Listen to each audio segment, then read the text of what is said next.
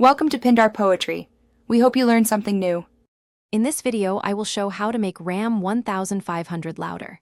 Start by inspecting your exhaust, hangers, and clamps for leaks or damage and secure any loose parts. Next, check catalytic converter condition and ensure no rattles exist. Measure current noise levels with a phone app to gauge improvement. Plan parts like mufflers, resonators, or a catback system and budget for professional tuning if needed to optimize performance safely. A muffler or resonator change is one of the most effective ways to get a deeper RAM 1500 tone without engine work.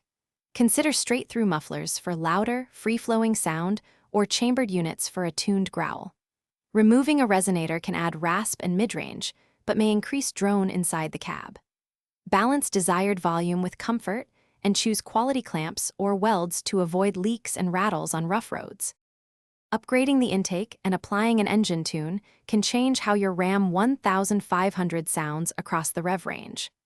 A cold air intake amplifies induction noise, especially under throttle, while a tune can open up the exhaust note by altering fuel and timing.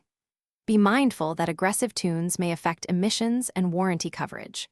Always save stock parts and consider reversible modifications so you can restore the truck if needed.